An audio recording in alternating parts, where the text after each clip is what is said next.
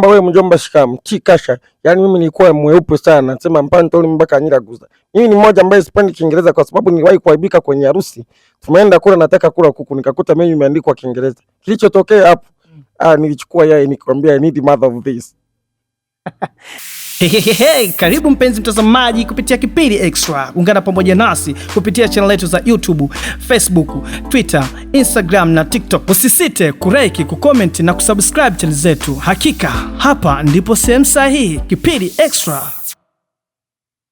Ayo, mambo vipo Tanzania bwana? Kwa majina naitwa Robson Jacob Cradis Penta Love B bwana. Hapa leo tunabonga interview moja na tumekutana na mwanetu wa nguvu ambaye tumekusogezea kwa siku leo kupitia Kipili Extra. Tutaenda kupiga naye swali 2-3 na atatuambia yeye ni nani na anatokea pande zipi. Ni mtu special ambaye kwa siku leo tumeamua tuwe naye live hapa kupitia Kipili Extra. Ni vingi ambavyo tutajifunza kutoka kwake na wengi mnamfahamu, lakini sasa leo tumeamua tukuletee live hapa kutoka Kipili Extra. Kinyuma ya kamera ni Kipili mwenyewe bwana. Kama tulivyokuambia kwamba leo tuna mdau ambaye wewe utakuwa unamjua, lakini pia kama hujamfahamu atakwambia vitu vyake na utamjua ni nani bwana. Karibu sana. Asante sana mjomba. Wewe mjomba shikamoo, kasha. Yaani mimi nilikuwa mweupe sana, nasema mpantoli mpaka Nyiraguza. Mimi ni mmoja ambaye sipendi Kiingereza kwa sababu niliwahi kuaibika kwenye harusi.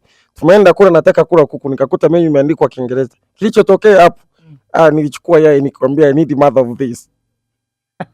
Bwana zani umeshamjua, anaitwa Tikasha, mtoto wa Kagera, au sio bwana? Tumeona vitu vingi sana ambavyo mpaka sasa vinafanya watu wakujue Tikasha. Wengi walikuwa labda hawajui kwamba Tikasha nani, sasa watu wanakufuatilia. Unafikiria ni kwa nini wengi walikujua katika mambo ya muziki? Tumekuona katika harakati zako ukijishughulisha na MC muziki. Leo tunakuona kitu ambacho sasa kinaenda kukutambulisha kabisa kwa mashabiki zako na kujua zaidi ni hizo comedy zako. Ili kwaje hadi kutoka kwenye muziki sana, japo bado upo, lakini sasa tunakuona zaidi sana katika hizo comedy.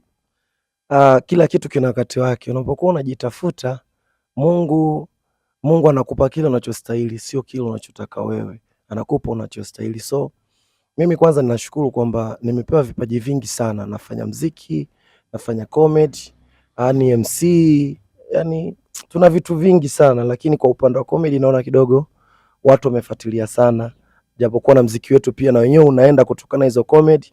Ukiangalia ngoma kama zile Katoto na nyingine ambazo tushai kufanya, Mtoto wa Mama Mkwe, Kazi Yangu. Umeona nyingine juzi Alikamwe kaitumia ile Wachawi kupost clip kwa kutumia wimbo wangu. Ilinipa nguvu kwamba kumbe tunachokifanya kinaonekana. Kwa hiyo mimi na imani kwamba tuendelee kufanya, hata kama kuna kijana mwingine mtaani anafanya, asiamini katika kitu kimoja, awe ni mtu wa kujichanganya. Inawezekana katika hivyo vitu vyote anavyofanya kuna kitu kimoja ambacho kitakuwa ni best. Kwanza tumepata story kidogo katika harakati zako za muziki. Hebu turudi nyuma kabisa, maisha yako ya uhalisia. Wewe ni mzaliwa wapi? Harakati za muziki umezianzaje? Na umejuaje kwamba una kipaji hadi kufikia mpaka sasa tunakuona leo hapa? Tupe kidogo hicho.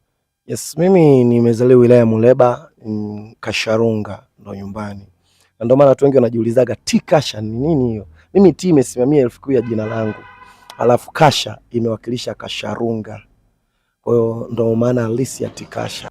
Harakati zako sasa za kimuziki kiujumla zilianza mwaka gani na zilianzaje? Ulijitambuaje kwamba una kipaji unaweza kaingia kuwafurahisha watu, kaingia studio kufanya ngoma kila hatua? Tunajua kabla ya comedy kulikuwa kuna kitu nyuma, afu ndo kikaja hicho. Ilikuwaje katika hizo hatua zako? Tunaona leo tunataka kusema Tikasha ni mtu mmoja ambaye tunasema ana hatua 3 ambazo umeweza kusema, kwa sababu Tikasha ni msanii wa muziki, Tikasha ni MC, Tikasha ni comedy ambaye tayari anafanya. Hizo ni hatua 3 ambazo unazo. Yaani kama ni mafiga matatu ambaye anaweza kusimama na yakapika chakula kaiva pale. Hebu tuambie hapo katika hizo hatua 3 kwanza, ni hatua ipi ilianza na ipi kafuata na ipi mpaka sasa umeipa nguvu zaidi ya hatua nyingine?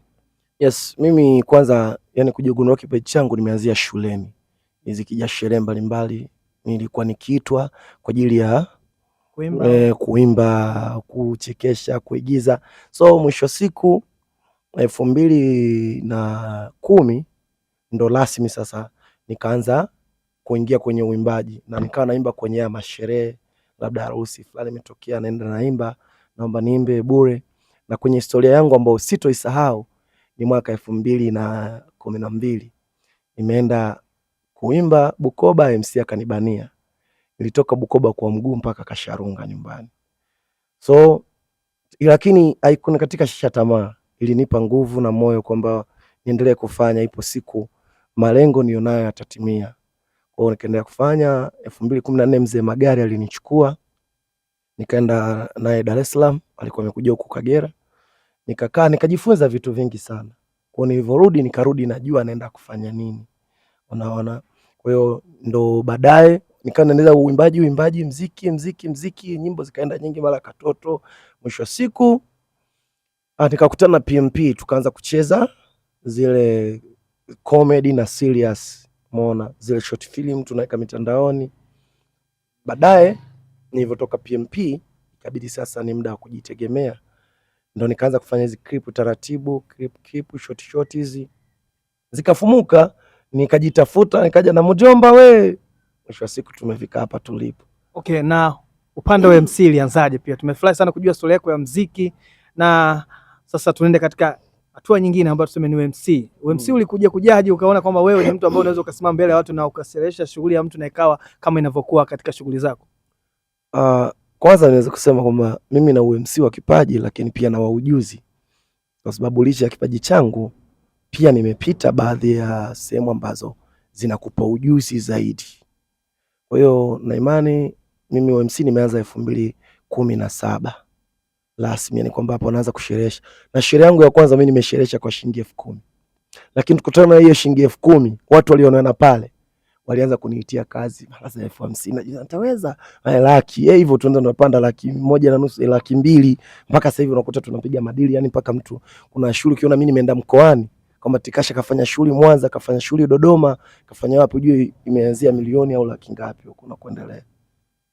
Kwa hiyo shughuli ya MC ilikuja tu moja kwa moja au ni kitu ambacho ulipita baadhi ya sehemu kama ulivyosema ukablashwa kidogo? Nilipita, lakini nilikuwa napenda na kipaji changu pia kutoka, yani nadhani ipo kwenye damu, kwa sababu yani nilikuwa nikikutana na watu wengi ananiambia wewe jamaa una kitu cha tofauti. Kwa sababu wewe jiulize, mimi ni MC wa harusi, mimi nafanya voice over, mimi ni MC wa road show. Unaona? Na kuna MC wengi hawezi kufanya road show hizi PA na nini, nakuta ni wa harusi tu sehemu moja, lakini mimi nafanya vyote na inawezekana. Na kama unakumbuka 2019 18 wakati imekuja Wasafi Festival Muleba, mimi ndo nilikuwa napiga PA hapa kwani Muleba mara wapi kama chumu nazunguka mimi. Tuenda kumpokea Mondi Airport, mimi ndo nienda napiga ile PA toka Muleba mpaka tunampokea mpaka tunafika Muleba. Okay. Sasa hivi tuone sasa katika hizo hatua zako 3 tunazoweza kusemea, ni hatua gani ambayo sasa hivi sasa tuseme kwamba ni hatua ambayo inakupa mafanikio zaidi hatua nyingine, na ni hatua hiyo ambayo inavuta hatua zingine? Ni ipi hatua gani hiyo ambayo inavuta hatua zingine pia? Kwa sasa niseme inaanza comedy, inakuja MC, baada hapo unafuata muziki. Mimi alafu sasa hivi muziki wangu nafanya kwa kupenda, kwa sababu sihangaiki na posti, ngoma zinatembea, mashabiki washakujua nini, mashabiki washakubali. Tulikuwa tunahangaika kipindi cha nyuma, lakini kwa sasa na uhakika, yani kazi yangu tu yenyewe ina streams milioni 8. Ni wachache unafanya kitu kiwa mkoani alafu unagonga namba za vile.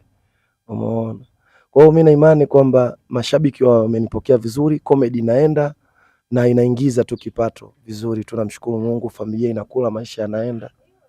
Ndio hivyo. Okay. Ungependa kumshauri nini sasa? Kuna kitu ambacho umekisema hapo na mimi nikakinoti katika kichwa changu kwamba kipindi ukiwa msanii uliweza kutoka Kasharunga ukaenda mpaka Bukoba mjini ukaenda kupiga show, lakini ukishachukua MC wewe kama MC sasa unapenda kumshauri nini kijana ambaye anapitia changamoto, ambaye ana kipaji lakini anatafuta fursa kama hizo na anazikosa? Na ungependa kuwashauri nini wale ambao wanakuwa ni MC wanafikiwa na vijana bana, tunaomba tuonyeshe kipaji chetu hapa, wanaminywa? Unapenda kuwashauri nini kati ya watu, kati anaobania watu na ambaye anabaniwa?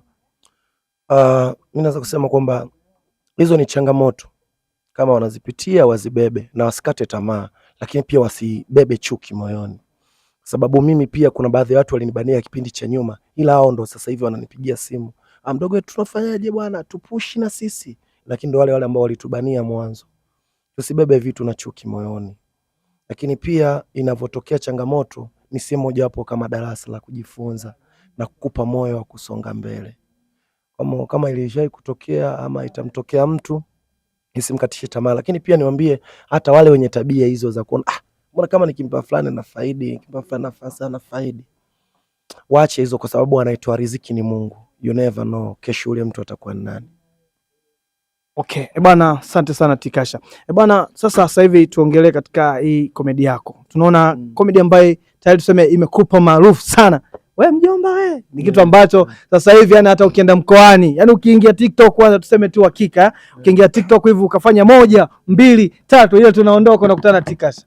Kwa hiyo ni kitu ambacho hebu idea ilikuja hadi ukaona hii mjomba inaweza ikanipush na ikafanya nice tosha, na pia ni idea ambayo tunasema katika imekuja kipekee kwa sababu inavyotoka maeneo inapotoka na lafudhi iliyotumia tayari inawakilisha mkoa kiujumla. Yani ni mtu ambaye sasa hivi katika mkoa wa Kagera bana, comedy gani katika mkoa wa Kagera watasema bana huyu hapa mjomba. Naelewa bana. Yani ni mtu ambaye tayari umekuja. Idea ilikuja kujaje hapo? Tunaona vitu vingi vinatumika kimjomba na vinaenda. Ilikuwaje kwanza hiyo?